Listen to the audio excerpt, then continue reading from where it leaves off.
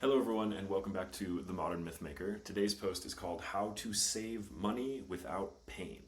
And I am sharing everything I share today not to brag or make anyone feel less than.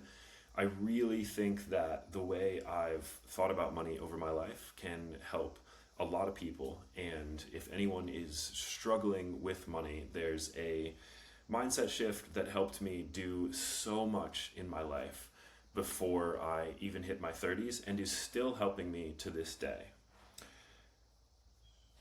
If you think of money in units of freedom rather than something to be borrowed and spent on things, it becomes a lot easier to save and get ahead. And here's what I mean by that. Every single time you borrow money to buy something that doesn't increase in value or just buy something that holds you back, you are limiting your personal freedom.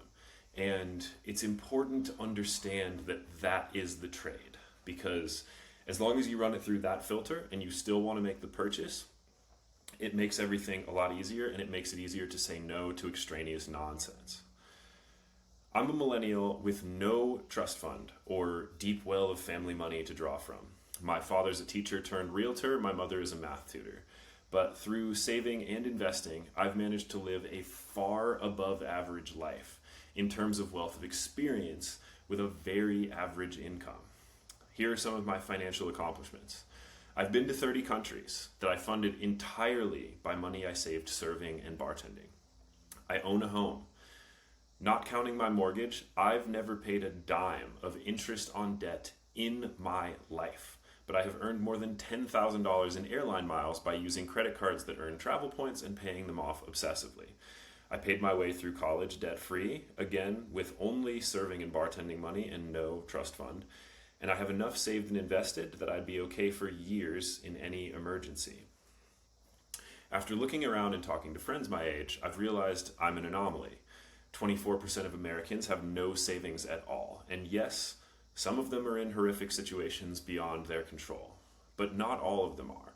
And if I can reach one person who isn't in that situation and help them, this will all be worth it.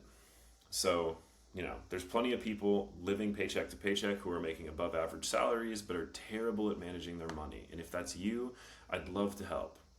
After many conversations with people my age who haven't been able to get ahead financially, I've found a small difference in our mindsets. And it's not some crazy grind set or anything that's like all about day trading or any of the nonsense that you see online. It's just switching the way you think of money from a tool to get things into a tool to get freedom.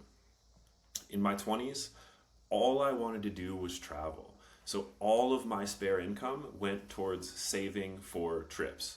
Every time I had $1,000 in the bank, I knew that I had another month on the road in Southeast Asia ahead of me, which was so exciting.